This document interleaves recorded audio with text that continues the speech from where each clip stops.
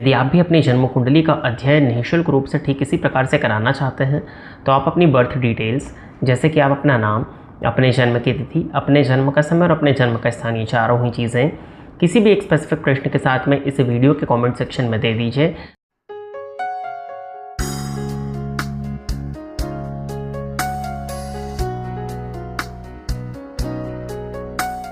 नमस्कार, स्वागत है आपका प्रोफेशनल एस्ट्रोलॉजी पर। मैं यशराज तिवारी आज आप सभी के सम्मुख उपस्थित हुआ हूं आप सभी दर्शकों की जन्म कुंडली का निःशुल्क अध्ययन करने के लिए। निःशुल्क जन्म कुंडली अध्ययन की सीरीज़ में आज तक 253 कार्यक्रम बन चुके हैं और इस सीरीज़ का जो आज का कार्यक्रम होने वाला है ये 254वें नंबर का कार्यक्रम होने वाला है। साथ ही साथ इस सीरीज़ में आज तक 1168 लोगों की जन्म कुंडली का अध्ययन निःशुल्क रूप से किया जा चुका है और आज के इस कार्यक्रम की जो पहली जन्म कुंडली होगी वो 1169 नंबर की जन्म कुंडली होने वाली है। यदि आप इस कार्यक्रम को देखते हैं और इस कार्यक्रम के माध्यम से आपका कुछ भी लाभ होता है तो आप इस वीडियो को लाइक करें, साथ ही साथ इस चैनल को सब्सक्राइब करें ताकि इन फ्यूचर जो भी कंटेंट मेरे द्वारा इस चैनल पर अपलोड किया जाता है उसका नोटिफिकेशन आपको मिलता रहे। यदि इस कार्यक्रम के माध्यम से आपका कुछ भी लाभ होता है तो आप इस वीडियो को ज़्यादा से ज़्यादा लोगों के साथ में शेयर करें ताकि और भी लोगों का लाभ और उसका माध्यम आप सभी दर्शक बने। यदि आप भी अपनी जन्म कुंडली का अध्ययन निःशुल्क रूप से ठीक इसी प्रकार से कराना चाहते हैं तो आप अपनी बर्थ डिटेल्स जैसे कि आप अपना नाम, अपने जन्म की तिथि, अपने जन्म का समय और अपने जन्म का स्थान, ये चारों ही चीज़ें किसी भी एक स्पेसिफिक प्रश्न के साथ में इस वीडियो के कमेंट सेक्शन में दे दीजिए। आपकी जन्म कुंडली का अध्ययन आपकी डिटेल्स को देने के 1 से 1.5 महीने के बाद में ठीक इसी प्रकार से यूट्यूब पर वीडियो बना करके किया जाएगा। यदि आप अपने वर्ष 2026 के राशिफल के विषय में जानना चाहते हैं तो इस वीडियो के डिस्क्रिप्शन बॉक्स की पहली प्लेलिस्ट को चेक कर लीजिएगा। अब हम बिना विलंब किए अपने आज के इस कार्यक्रम की शुरुआत करते हैं और आज के इस कार्यक्रम की जो पहली जन्म कुंडली है ये है इलाबेन प्रजापति। इनका डेट ऑफ बर्थ है 15 जनवरी 1996। जन्म का समय है सुबह के 10:20 विसनगर, गुजरात।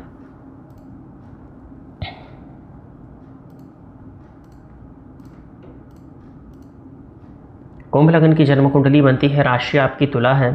लग्नपति शनि बनते हैं, लग्न में ही बैठे हुए हैं। भाग्येश के साथ में युति बना करके शुक्र और शनि की युति आपके लग्न में। चंद्रमा षष्ठेश होकर के भाग्य स्थान में बैठे हुए हैं। तुला राशि में स्वाति नक्षत्र में है ये और शनि की दशा में सूर्य की अंतर्दशा आपको वर्तमान समय में चल रही है। सूर्य आपकी कुंडली के 12वें भाव में है। प्रश्न इनका है शादी कब होगी। आपकी कुंडली के 7वें भाव के मालिक ही सूर्य बनते हैं, जाकर के 12वें भाव में बैठे हुए हैं और वर्गोत्तमी हैं। चलित कुंडली में देखा जाए तो वो 11वें स्थान का फल दे रहे हैं। 7वें भाव पर शुक्र की दृष्टि का पड़ना और 7वें भाव के स्वामी पर राहु की दृष्टि का पड़ना, आपकी जन्म कुंडली के हिसाब से देखा जाए तो आपके विवाह के योग अभी भी चल रहे हैं और 24 मार्च से लेकर के 24 मार्च 2026 से लेकर के 8 नवंबर 2026 के बीच में आपकी जन्म कुंडली में प्रबलतम विवाह के योग बनते हैं। आपके जन्म स्थान से ईस्ट डायरेक्शन, पूर्व दिशा से शादी का रिश्ता आ जाए, इस बात की पॉसिबिलिटीज़ बन रही हैं। लग्नगत शनि होने के चलते विवाह आपका कुछ हद तक विलंबित है। मंगल 12वें भाव में होने के चलते आप जन्म लग्न से मांगलिक हैं। चंद्र लग्न से भी देखा जाए तो मंगल चौथे घर में जा रहे हैं तो आप चंद्र लग्न से भी मांगलिक हैं। तो जब भी आपका विवाह हो बाकायदा जन्म कुंडली का मिलान करके विवाह आपका होना चाहिए। जिस भी व्यक्ति से आपका विवाह हो रहा है वो भी जन्म लग्न एवं चंद्र लग्न से मांगलिक हो तो आपके दाम्पत्य को हम बेहतर कह सकते हैं। बाकी शुक्र की दृष्टि और गुरु की दृष्टि दोनों ही शुभ ग्रहों की दृष्टि जन्म कुंडली के 7वें भाव पर है। यदि जन्म कुंडली का मिलान प्रॉपर हो जाता है तो दाम्पत्य बेहतर होना चाहिए। ठीक है, अब शनि में सूर्य चल रहे हैं जिस वजह से थोड़ा विलंब ज़रूर हो सकता है। तो कात्यायनी महामाय महायोगिन्यधीश्वरी नंद गोप सुतम देवी पति में कुरुते नमः, इस मंत्र का नित्य 3 माला जाप करिए। स्पेशली अभी नवरात्रियां प्रारंभ होने वाली हैं तो नवरात्रि में आप इस मंत्र का अधिक मात्रा में यदि जाप करती हैं और माँ से प्रार्थना करें कि आपका विवाह हो जाए तो विवाह के योग और ही शीघ्र बन जाएंगे। आगे बढ़ते हैं। अगली जन्म कुंडली जो है ये है सुषमा तिवारी जी। इनका डेट ऑफ बर्थ है 27 मार्च 1969 और टाइम दिया हुआ है 11:47 AM, राजनंदगांव, छत्तीसगढ़।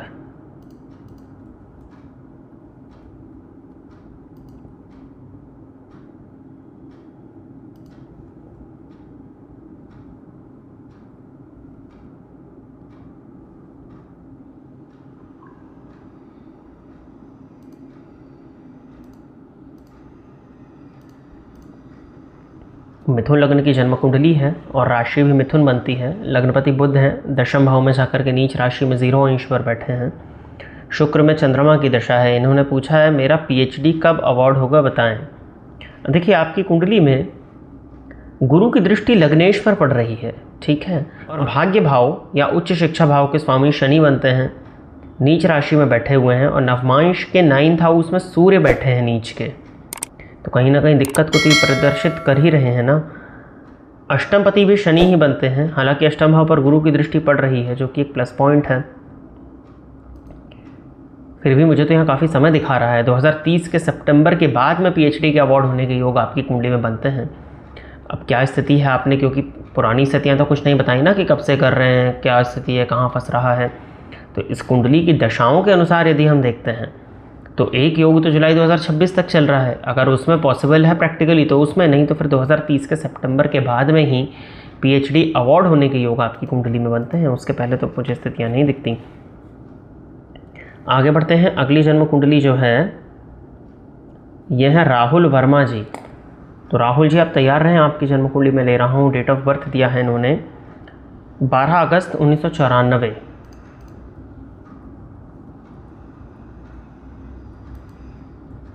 समय बताया हुआ है जन्म का दोपहर के 3:15 कानपुर उत्तर प्रदेश।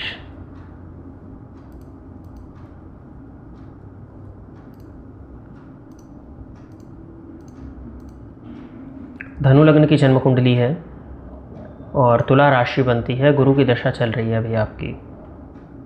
गुरु में सूर्य का अंतर है, सूर्य भाग्यपति होकर के अष्टम भाव में बैठे हैं। प्रश्न इन्होंने किया है मेरी गवर्नमेंट जॉब कब तक लगने के योग बन रहे हैं। देखिए 94 का आपका जन्म है, 32 वर्ष की उम्र आपकी होने वाली है। अब अगर कब तक लगने के योग चल रहे हैं यदि मैं बताऊं तो सितंबर 2026 तक।